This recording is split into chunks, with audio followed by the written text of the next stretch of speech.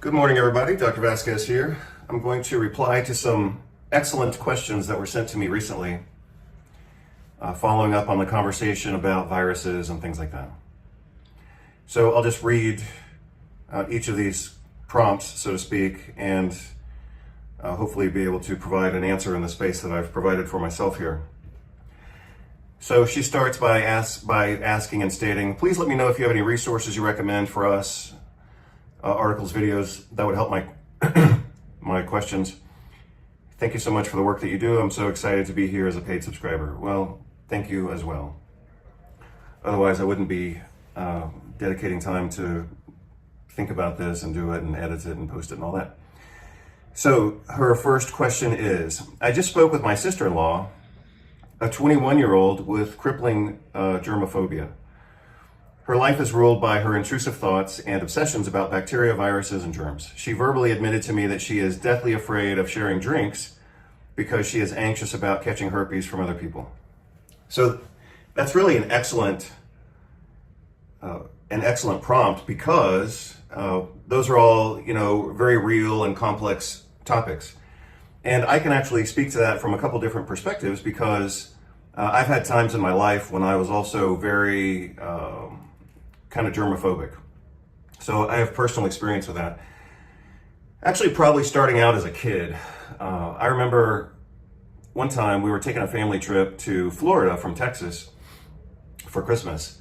And this is just something about my life that I remember, but it was kind of a distinctive moment. And I guess I was about 10 years old or so. And my stepsister was in the front seat, obviously the passenger side, and I was sitting behind her. We were in a van, and she was eating a bag of chips, and I wanted some of the chips, and she handed me a few of the chips, and I said, no, I don't want them, because I didn't want them because she had touched them. So I remember that occurrence, and again, I was like 10 years old. But before that, when I was probably more like 5 or 6, like whenever we would go to the toy store, I was building models and doing construction kind of toys from a young age. And a lot of times I would identify what I wanted, like an airplane or a tank or whatever. I did a lot of military stuff. And I would identify what I wanted, but I would always reject the first package, and I would always reach for the package behind. So that's a story that my mom and grandmother used to tell about me, but it was true, I remember it. But anyway, sometimes people have what appears to be germophobia, and like in my case, obviously, all this started for me at a very young age, before I knew anything about viruses or bacteria. So I think some people have it as part of their personality, and it's not, it appears to be germophobia. I'm just giving a couple of different perspectives on this. So I'll just start writing as I babble on about my own experience. As soon as this thing actually responds. Sometimes it responds easily, and sometimes it's a big clusterfuck. So, like in my own case, God dang it. Like I'm doing everything right here. I don't know why this isn't working. What the fuck? Let's go. Right, no. Good. So I went to military school in Georgia. Sergeant Bennett, that was his name. So I went to military school in Georgia, and we were basically, supervised by all these Vietnam vets. And I remember his name now. I didn't remember it last week or so when I mentioned him, but it was Sergeant Bennett. And he used to always say, God damn. So that's what I feel like saying right now, because this thing's not working the way I need it to work. So this should let me write, but it's not letting me write. I don't know why this isn't working. It's responding, but it's not letting me write. Yeah, so we had Sergeant Bennett. He taught some of our military classes. I don't know why this isn't working. Let me try a different angle. Sergeant Bennett. What the absolute fuck? Sergeant Bennett taught our, map reading classes and our military history classes. Well, shit, I don't know what to do about this. I guess I could turn it into a picture and then draw on it, maybe. Maybe that's what I'll have to do. So Sergeant Bennett, like I keep trying to say as I'm trying to multitask here, I don't know why this won't just let me draw. I'll take a picture of it, I guess, and then draw on the picture. Why is this thing so stupid?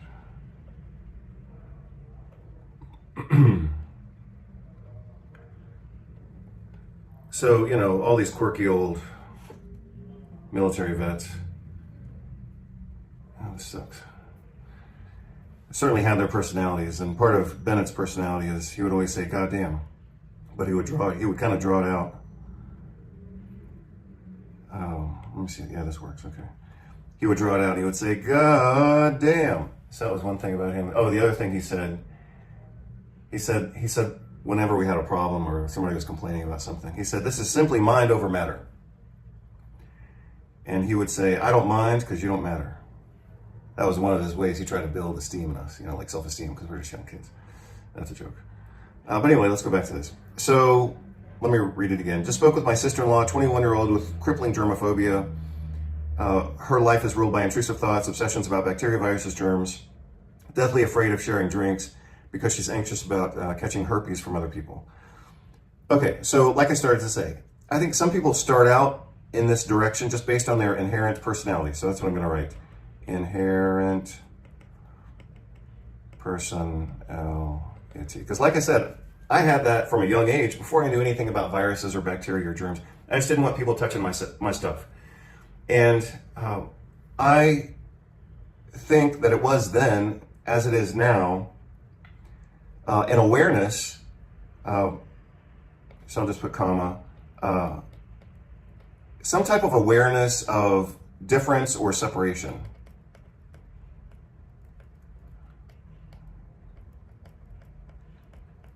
I think that's what it meant in my case. Like, at a young age, I knew I was different from other people.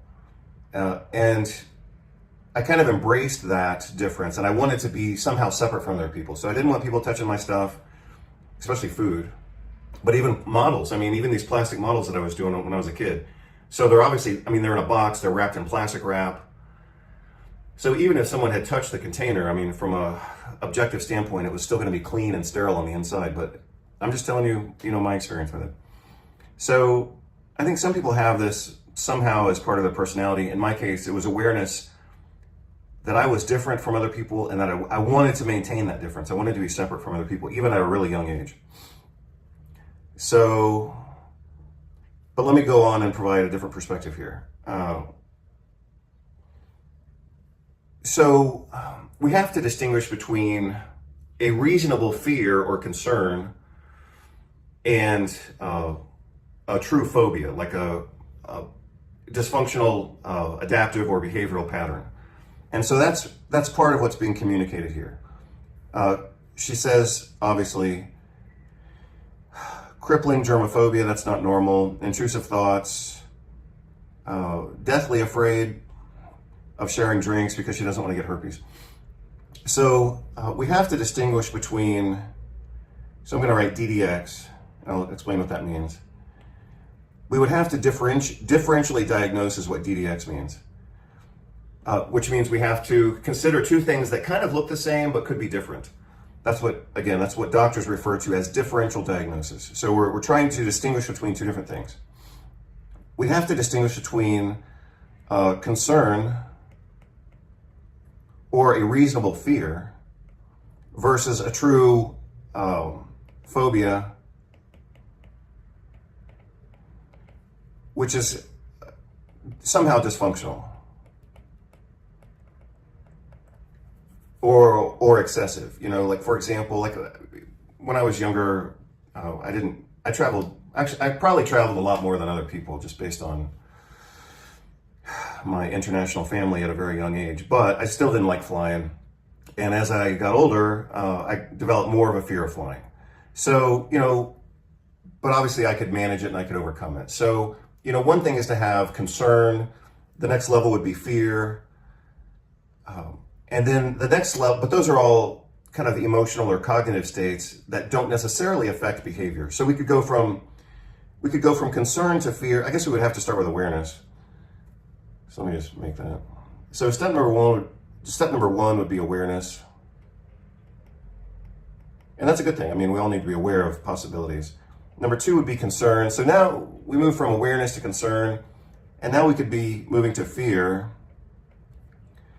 And then number 4 could be, let's say, resistance. So at this point, we're starting to change behavior based on the transition from awareness to concern to fear. And now I'm going to change my behavior at this point. So for example, in my case, you know, at times I had a resistance to flying. I wouldn't say necessarily a fear of flying, but I definitely would try to avoid it if that were possible. Including a few times when I needed to travel from, you know, part of the United States to another part. And I could have done it in a flight, you know, in 3 or 4 hours, but instead I drove it and it took like a whole week.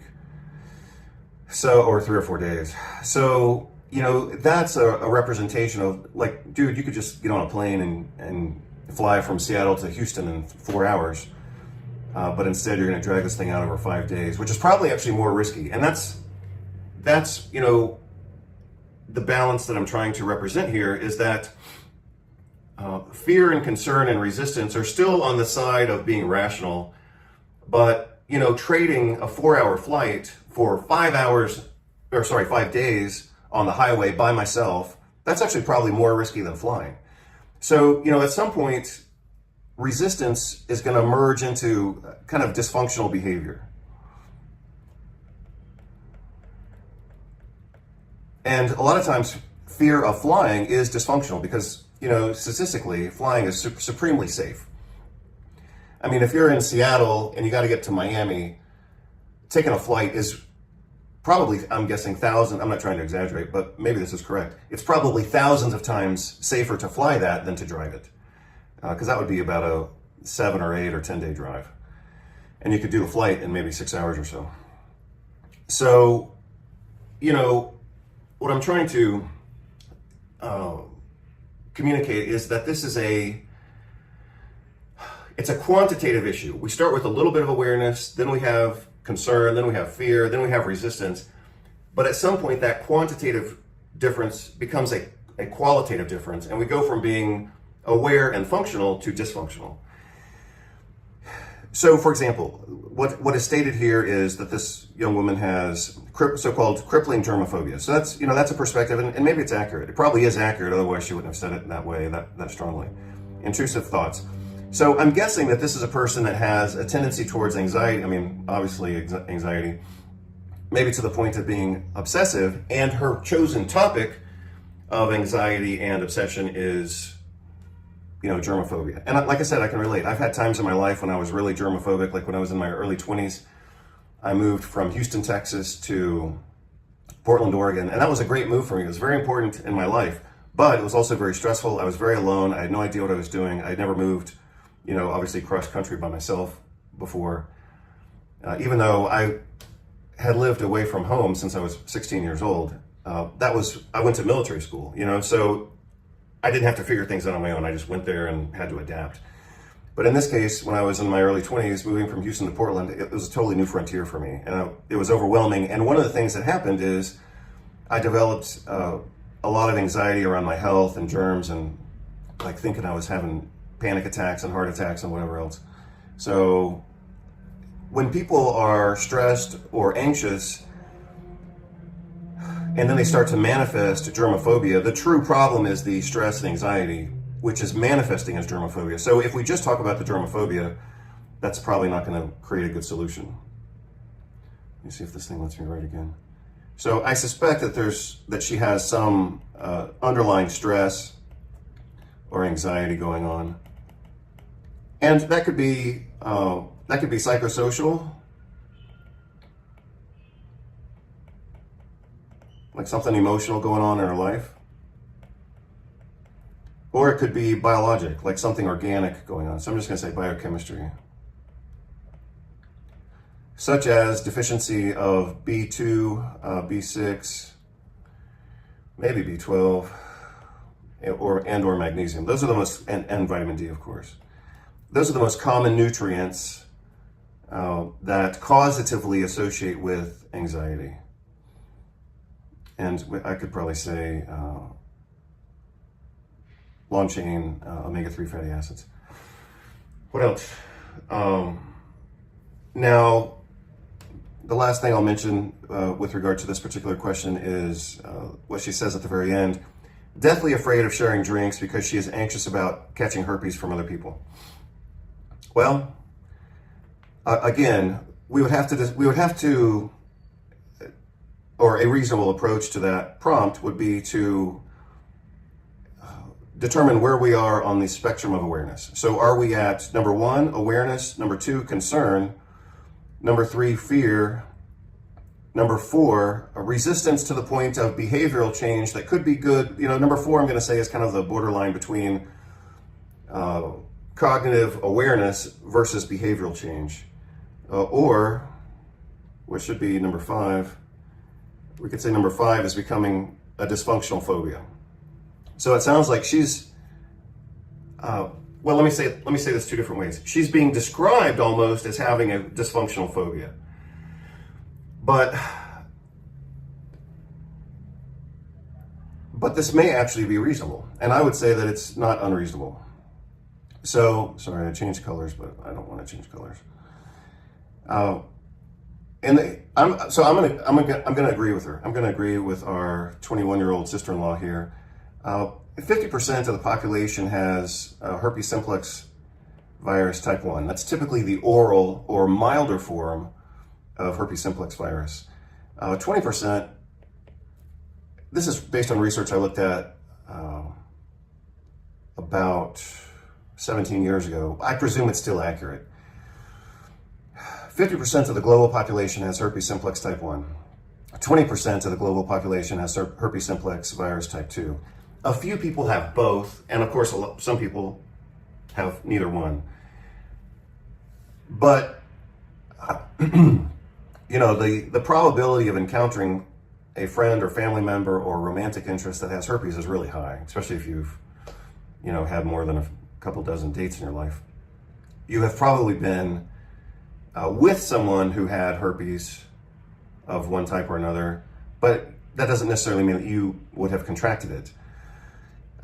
So if you see someone with a herpes outbreak, whether it's genital or oral on their mouth, you know, we call them fever blisters. If you see an outbreak, then you're seeing evidence of the presence of the infection. The virus lives in what's called the dorsal root ganglion typically, but it lives within the cell body, and sometimes it gets reactivated.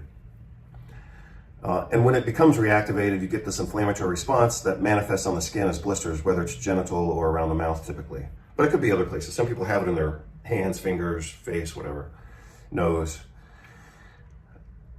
So if you see it, you know they've got it, and you know that it's contagious at that point, because the virus is actually being shed through those nerve terminals into the skin.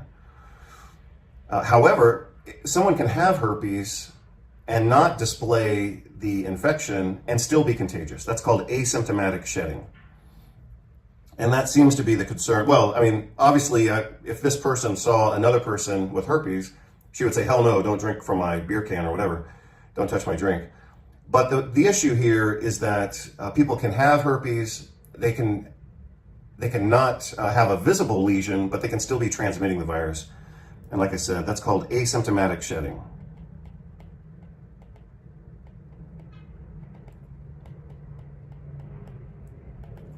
Yeah, that's a real deal. I mean, that happens. So again, her best friend could be sitting next to her. They share a drink. Her friend doesn't appear to have any lesions, and maybe has never had an outbreak in her life. And she could have herpes and give it to our sister-in-law of 21 years. Yeah, that could happen.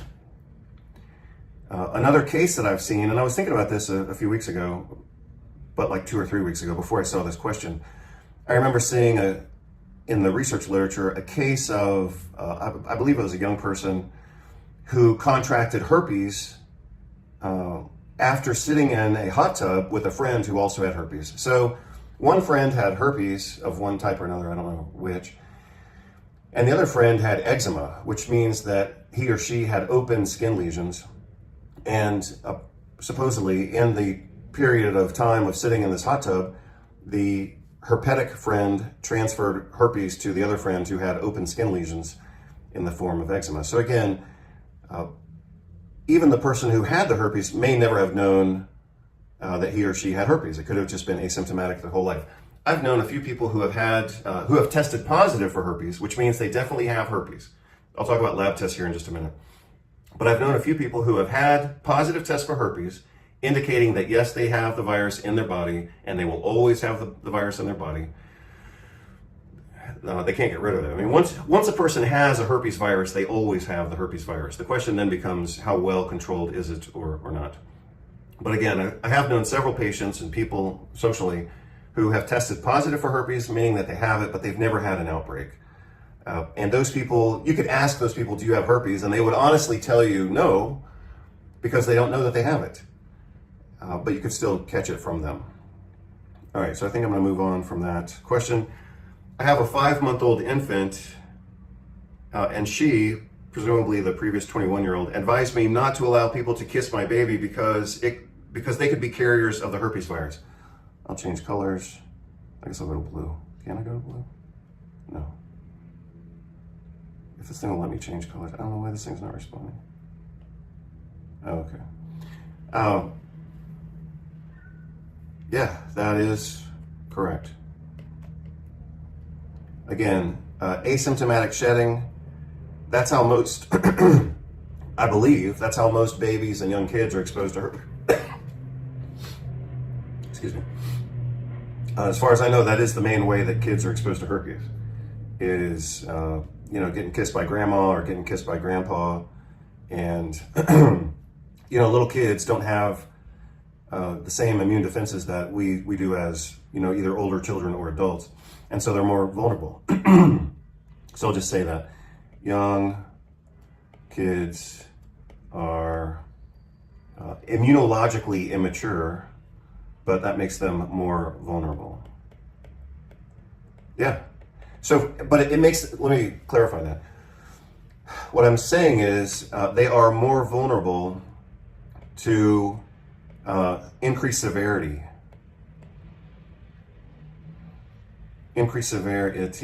of, let's just say HSV, but a lot of different types of infections. So as adults with more moderated and educated immune systems, we can get exposed to herpes, for example, and have eventually an outbreak or something like that.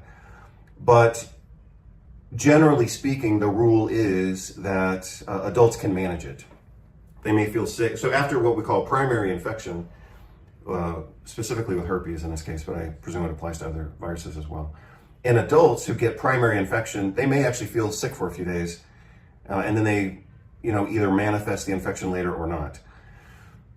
And that's generally true of kids, but kids are actually more susceptible to having central nervous system infection, like of the brain, with herpes infections. So as far as I know, what we call herpes simplex encephalitis, which is, it can happen in adults and happen in young people like teenagers, but most of the cases I've read about have been in younger children, like infants or people into their teens and 20s. So I think that, again, older adults who contract herpes for the first time, we call that primary infection. And those infections tend to be moderated or managed a little better. Again, for small infants, they don't seem to have the immune defense or the modulated or educated immune response that we would have as adults. And as a result of that, they seem to be more susceptible to the most feared consequence of herpes, which is herpes encephalitis. So herpes viruses are what we call neurotropic viruses, which means they enter into nerve cells and live out their life cycle within nerve cells, not skin cells, not liver cells, not kidney cells, not muscle cells. Herpes viruses are specific to neurons. And if a person gets herpes on their hand, then the virus can enter, let's say a cut on the finger, but the virus enters into the nervous system eventually and lives in the cell body of the nerve. And then if a person is stressed out or immune suppressed, that virus can kind of waken up or get reactivated, as we say, and then they get blisters on their finger. But the virus itself is actually living in close to their spinal cord. not actually in the spinal cord, but pretty darn close. But with infants who don't have a developed immune system, the virus can actually enter into their brain and cause, usually focal. It's massive, but it's not global. So it can cause massive brain damage. I believe it's usually in the temporal lobes, but I might not be correct on that. But I'll show you some pictures of what herpes encephalitis looks like, and you'll know that this is a real deal. I mean, this isn't, herpes and cold sores are pretty common. So people in the general public can say, oh, it's no big deal, especially if they have it. They want to say it's no big deal because they want to think it's no big deal. And for the most part, it is no big deal. But in some people, it's devastating. And in some people, it causes permanent brain damage. And, for the past 20 years, we've had quite a body of literature that continues to grow, showing that people who have herpes virus infections, most commonly, as I said before, most commonly type 1, that's 50% of the general population. People who have herpes virus infections have a higher incidence of Alzheimer's dementia. So, again, on the social spectrum, you have some people who say, it's just a cold sore, it's no big deal. But I think for people who have more knowledge, they can be legitimately concerned about this because, chronically, herpes viruses strongly and consistently associate with Alzheimer's dementia, and acutely, the big fear is herpes encephalitis. And that seems to happen more in younger people, especially babies and kids. And yeah, it can happen through casual contact. So I'll stop the video at this point because I'm going to have to change the formatting of this, and then I'll answer the rest of those questions later on, maybe today or tomorrow. But at least I'll let this first half an hour stand on its own. Hope you're all doing well. Take care, and bye.